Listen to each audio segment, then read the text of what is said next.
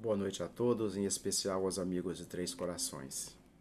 E aqui mais uma vez estamos reunidos, nós encarnados e os nossos irmãos desencarnados, para mais um culto a Jesus no lar. Vamos sempre lembrar da nossa água que será magnetizada durante o curso do Evangelho e proceder a fim de irmos harmonizando os nossos pensamentos a uma leitura do livro Pão Nosso, de Chico Xavier, pelo Espírito Emmanuel. Inimigos. Amai, pois, os vossos inimigos. Jesus. Está no Evangelho de Lucas, capítulo 6, versículo 35. A afirmativa do Mestre Divino merece meditação em toda parte. Naturalmente que a recomendação quanto ao amor aos inimigos pede análise especial. A multidão, em geral, não traduz o verbo amar senão pelas atividades cariciosas. Para que um homem demonstre capacidade afetiva ante os olhos vulgares, precisará movimentar imenso cabedal de palavras e atitudes ternas, quando sabemos que o amor pode resplandecer no coração das criaturas sem qualquer exteriorização superficial. Porque o Pai nos confira experiências laboriosas e rudes na Terra ou noutros mundos, não lhe podemos atribuir qualquer negação de amor. No terreno a que se reporta o amigo divino, é justo nos detenhamos em legítimas ponderações. Onde há luta, há antagonismo, revelando a existência de circunstâncias com as quais não seria lícito concordar, tratando-se do bem comum. Quando o Senhor nos aconselhou a amar os nossos inimigos, não exigiu aplausos ao que rouba ou destrói deliberadamente, nem mandou multiplicarmos as asas da perversidade ou da má-fé. Recomendou, realmente, auxiliarmos os mais cruéis, no entanto, não com aprovação indébita, e sim com a disposição sincera e fraternal de ajudá-los a se reerguerem para a senda divina, por meio da paciência, do recurso reconstrutivo ou do trabalho restaurador. O Mestre, acima de tudo, preocupou-se em preservar-nos contra o veneno do ódio, evitando-nos a queda em disputas inferiores, inúteis ou desastrosas. Ama, pois, os que se mostram contrários ao teu coração, amparando-os fraternalmente com todas as possibilidades de socorro ao teu alcance, convicto de que semelhante medida te livrará do calamitoso duelo do mal contra o mal. Vamos proceder agora a algumas reflexões sobre o que acabamos de ler. Amai, pois, os vossos inimigos. Se amarmos apenas aos que nos amam, que recompensa teremos disso? Jesus não orientou tivéssemos ternura pelo inimigo, como sentimos por nossos amigos. É que, devido à pobreza da linguagem humana, a palavra amor serviu para expressar variações deste sentimento. Por certo, amor aos inimigos não traduz manifestações cariciosas, não traduz romantismo e nem paixão. Então é preciso que a razão diferencie cada caso. Porque o inimigo é alguém que não compartilhamos confiança, pois ele pode querer o nosso mal. Não se pode mesmo ter para com os inimigos a camaradagem dos laços de amizade, porque um inimigo pode abusar disso e até nos prejudicar.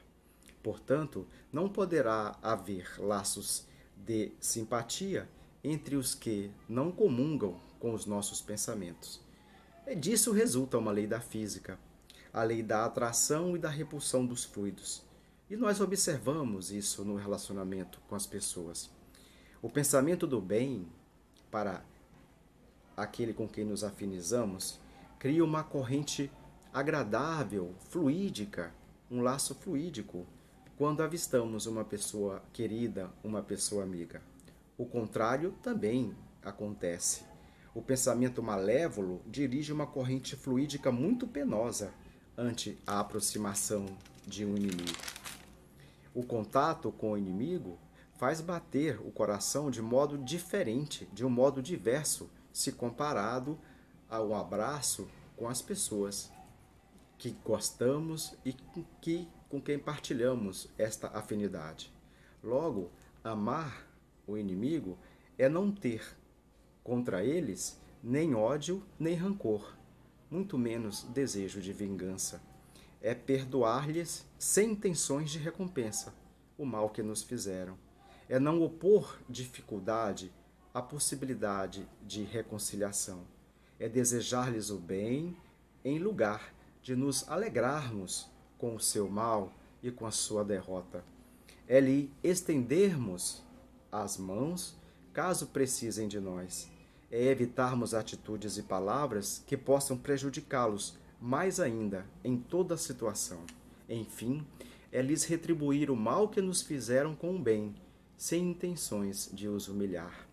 Quem quer que faça isso, cumpre as condições do mandamento: amai os vossos inimigos. Para o materialista, amar os inimigos pode parecer absurdo, já que o inimigo é alguém que se mostra nocivo e perturbador. Então é melhor desejar mesmo que este ente morra, suma e pronto, e julgamos que tudo acabou.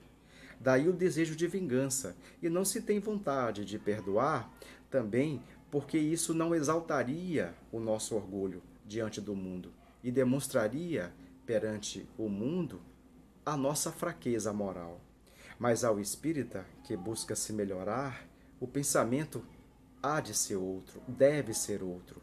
E quando de modo espontâneo não é outro, devemos nos esforçar, devemos trabalhar em nós mesmos no sentido de mudarmos a nossa conduta para melhor.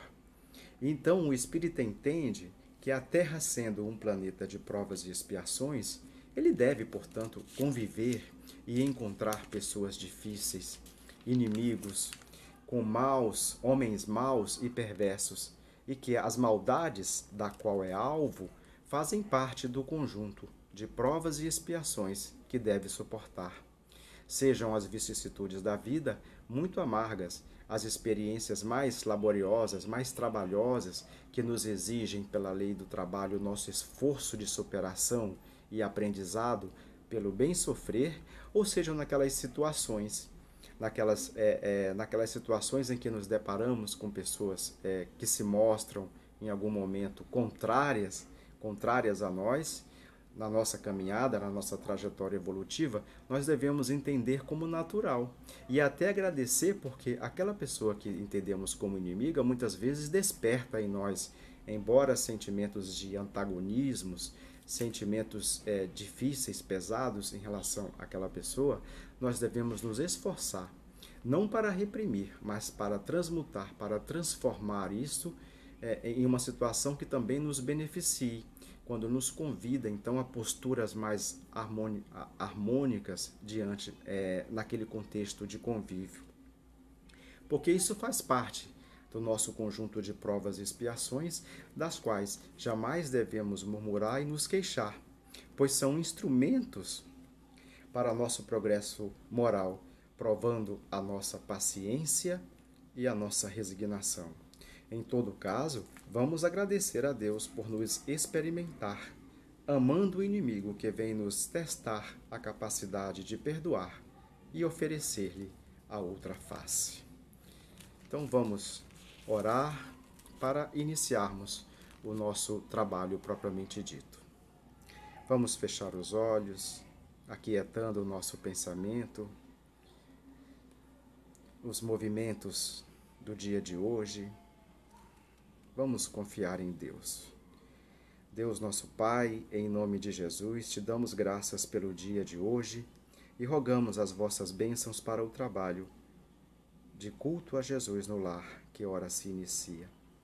Dá-nos a força para vencermos os arrastamentos ao mal, abre-nos ao entendimento do amor fraterno e benevolente para com todos. Não permite cairmos nas ciladas de espíritos mais imperfeitos do que nós, mas dá-nos, por tua misericórdia, Pai, a força para resistirmos e vencer. Porque teu é o poder e a glória para todos sempre, graças a Deus. O título do nosso evangelho da noite de hoje chama-se Escândalos. Se a vossa mão é motivo de escândalo, cortai-a. Ai do mundo por causa dos escândalos, porque é necessário que os escândalos venham. Mas ai do homem por quem o escândalo venha. Está no capítulo 8 do Evangelho segundo o Espiritismo. Bem-aventurados aqueles que têm puro o coração, nos itens 11 a 17. No sentido vulgar da palavra, escândalo é toda ação que choca com a moral ou a decência de um modo ostensivo. O escândalo não está na ação em si mesma, mas na repercussão que possa ter, causando uma explosão de comentários. É desse modo que muitas pessoas se contentam em evitar o escândalo, pois com isso sofreria na sua vaidade e no seu orgulho, por ficar mal aos olhos dos outros, e teria, deste modo, diminuída a sua consideração dos homens a seu respeito. Então, desde que ninguém saiba das suas torpezas e mazelas íntimas, a sua consciência está tranquila. Quer dizer, é por isso que é necessário que venham os escândalos, porque as situações nos forçam a reagirmos de modo muitas vezes menos elaborado através dos nossos impulsos. Então é necessário que toda esta podridão que está descansando no nosso íntimo sobressaia, a fim de que possamos ter o nosso conhecimento sobre aquele fato e, diante disso, termos a oportunidade de trabalharmos esta reação menos feliz diante daquelas circunstâncias da vida. Então, é necessário que hajam escândalos, até para nos conhecermos, né? Porque não se conhece ninguém senão sobre a condição da prova, né? Da pressão, dos problemas, porque todos nós passamos neste planeta de provas e expiações. Então, desde que ninguém saiba das nossas mazelas, porque está lá bem escondidinha, então vou ficar em paz com a minha consciência. Por isso que muitas vezes é preferível para as pessoas mais orgulhosas manter aquilo reprimido, né? Então eu vou me manifestar apenas através de ações, de reações exteriores, né? E não me preocupar com o fundo, aquilo que está guardado dentro do coração.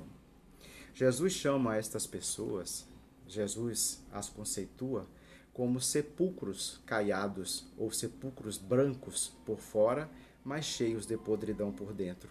É como se fossem vasos, e todos nós encarnados somos vasos, né? Brancos por fora, mas muito sujos por dentro. Então as situações que a vida nos traz, muito difíceis, nos testa, nos prova. E diante das nossas reações, nós temos então esta oportunidade de avaliarmos que tipo de reações nós temos, né? Porém, o sentido evangélico, dado ao termo escândalo, ele é mais abrangente, ele é mais profundo.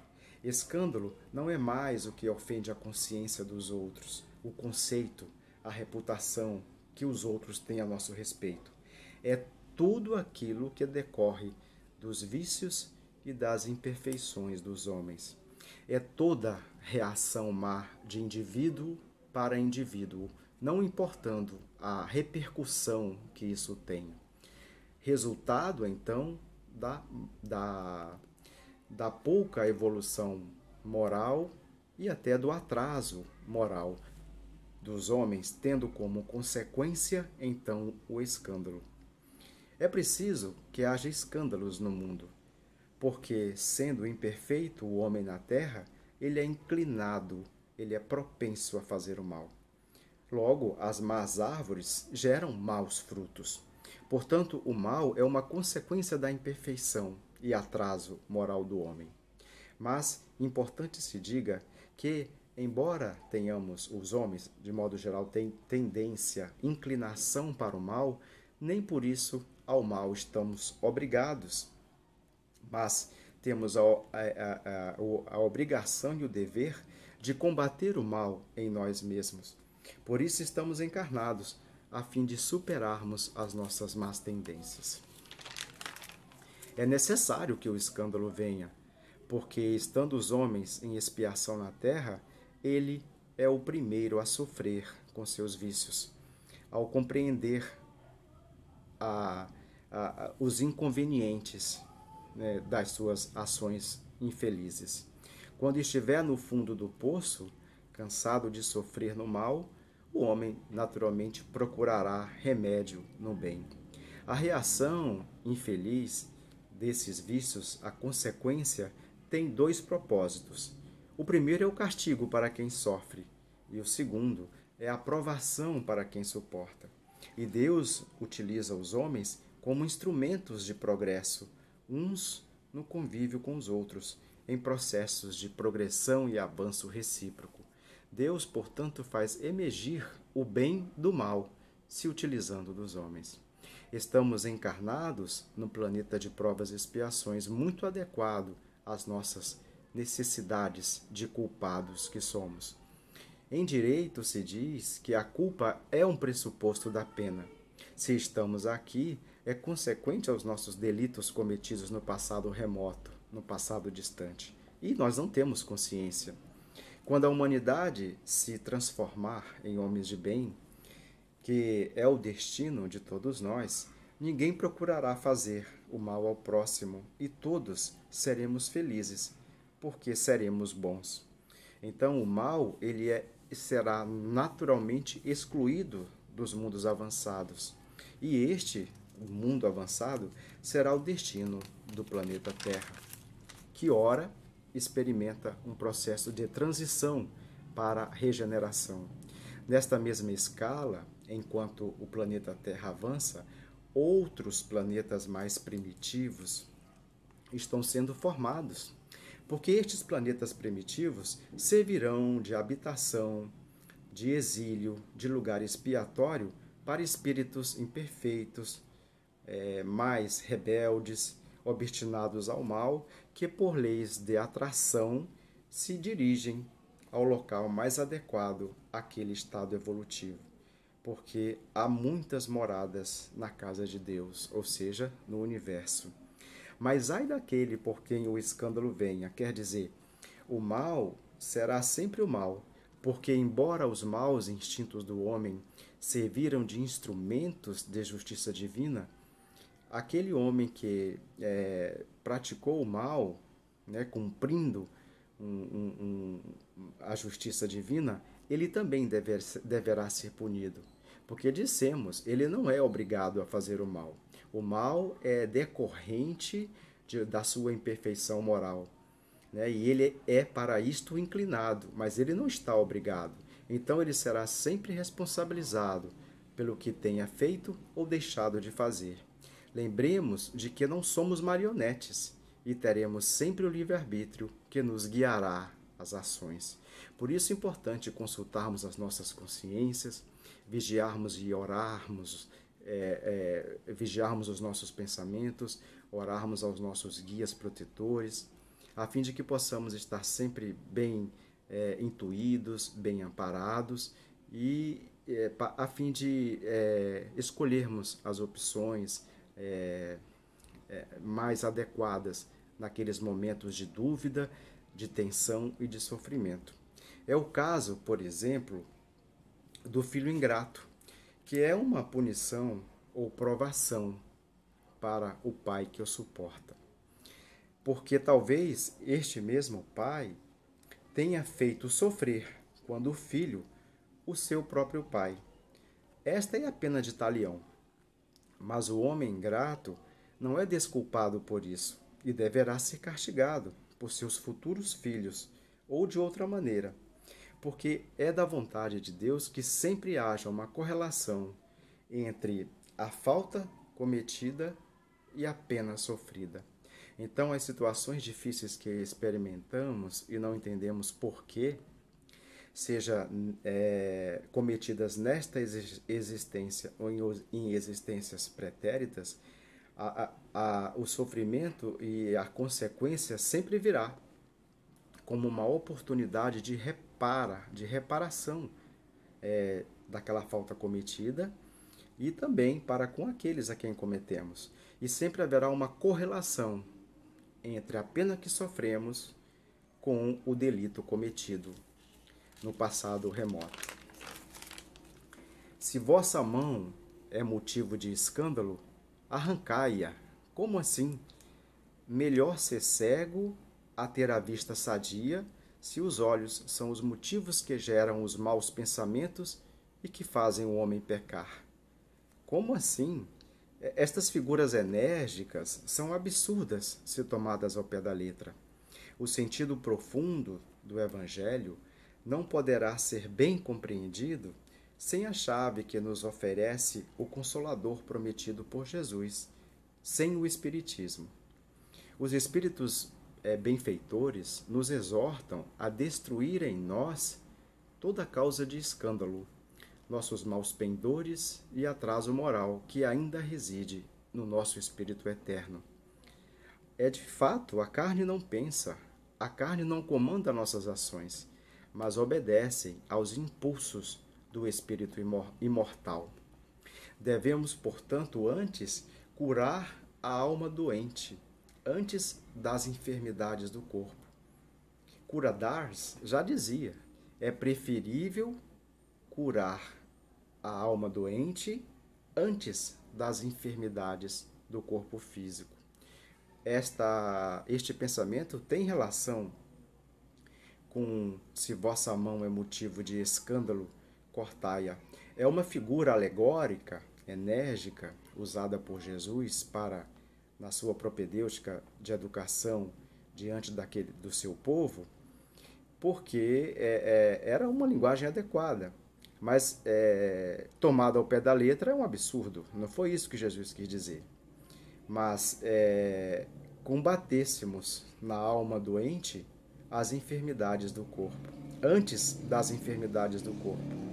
Às vezes, o remédio amargo é uma cegueira de um olho que nos impede daquele olho ser um instrumento de cobiça dos bens alheios, por exemplo, da luxúria, né? Então, às vezes, nascemos com uma imperfeição dessas, ou no decorrer da vida, um acidente, um evento que nos deixa cegos, como uma espécie de preventivo que nos tira a ocorrência de males piores, mais danosas para nós.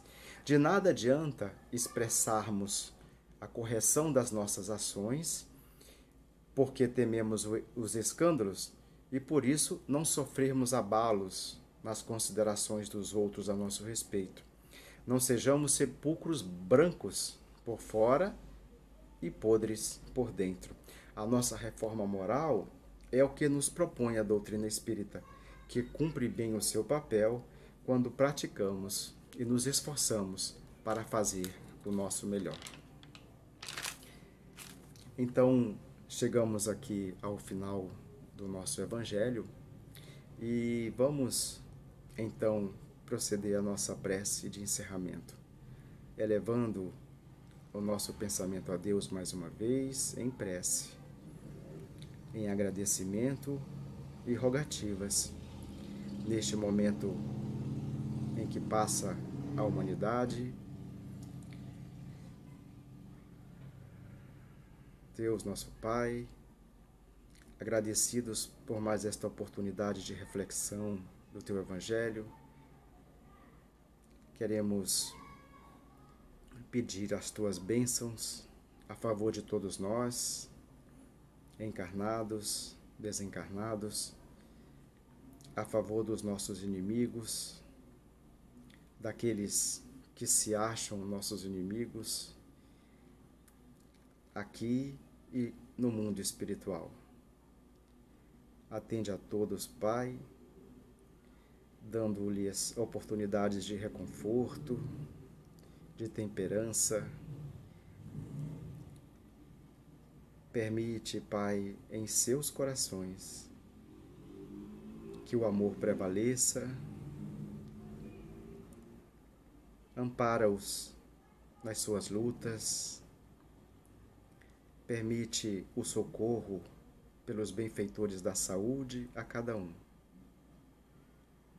E nos ampara nesta trajetória de buscarmos vencer as nossas más tendências, que tantas vezes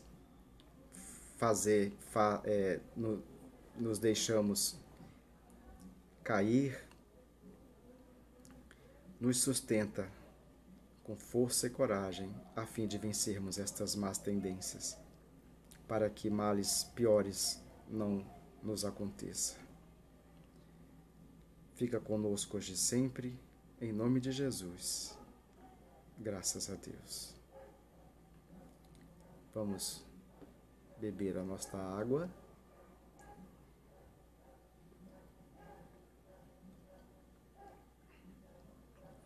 E assim, concluímos mais um estudo. Esperamos que de algum modo tenha tocado os corações e as mentes de encarnados e desencarnados. Uma excelente noite a todos, que possamos ficar em paz. Graças a Deus.